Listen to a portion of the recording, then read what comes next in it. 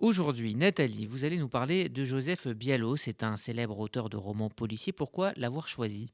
Parce que nous sommes la veille du 27 janvier. 27 janvier, donc la veille du jour de l'anniversaire de la libération du camp d'Auschwitz par l'armée rouge.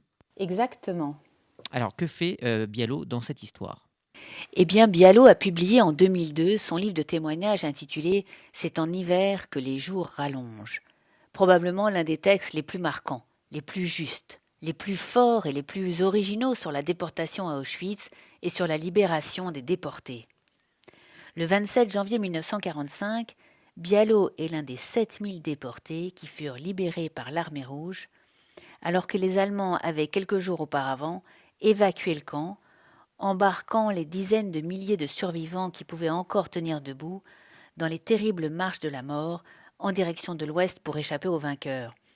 En janvier 1945, Joseph Bialo, de son vrai nom Joseph Bialo-Broda, est âgé de 21 ans.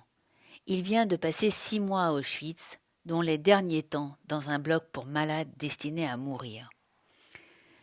Bialo était né à Varsovie, en Pologne, et avait émigré en 1930 à l'âge de 7 ans, avec ses parents, à Belleville exactement, là où vivait une importante communauté de juifs polonais. Il est déporté le 11 août 1944 par le convoi numéro 78, le dernier convoi qui quitte la France pour Auschwitz-Birkenau. Il rentrera de déportation après un périple de plusieurs mois, travaillera avec ses parents dans les schmattès et ce n'est qu'à l'âge de 54 ans qu'il publie son premier roman, salué de suite par la critique et récompensé d'un prix littéraire prestigieux. Bialo publie plusieurs dizaines de romans policiers, et ce n'est qu'à la fin des années 1990 qu'il se décide enfin à écrire, à raconter ce qu'il a vu et vécu. Son texte est prodigieux. Alors, qu'est-ce qui le motive aussi tardivement à écrire son témoignage? Dès les premières pages, Bialo pose le décor. On est au mois de janvier, il est devant sa télé, il regarde les infos, il est question de la Shoah, et il reconnaît les bâtiments du camp d'Auschwitz. Mais, dit-il, quelque chose le trouble. Ce sont ces arbres, ces immenses arbres. Il ne les avait jamais remarqués. Y avait-il des arbres à Auschwitz? Il prend son téléphone, appelle une amie, une ancienne déportée, lui fait part de son étonnement. Elle lui répond « Que veux-tu? Les arbres ont poussé après notre mort. » Vous remarquez quelque chose, non? Elle dit « Après notre mort », alors qu'ils ne sont pas morts. Ou peut-être sont-ils morts, ou bien quoi? C'est là qu'il décide d'écrire sur sa déportation, bien qu'il se demande à quoi cela peut bien servir.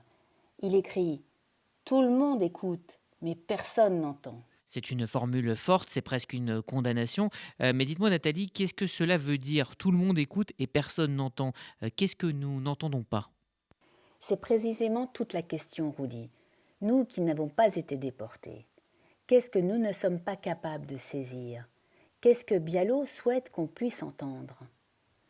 On trouve la réponse à cette question dans la réflexion de sa camarade déportée et tout au long du texte sublime de Bialo.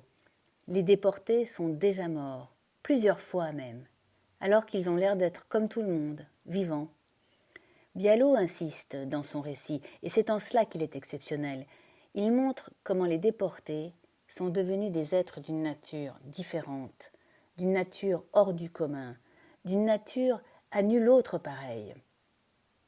Pour les aider à revenir dans le monde des vivants, pour les entendre, comme le demandait Joseph Bialo, il aurait fallu non seulement admettre que des êtres humains soumis à des situations extrêmes changent de nature, meurent et revivent, mais il aurait fallu également offrir une place singulière à ceux qui les accompagnaient, les fantômes avec lesquels ils étaient revenus.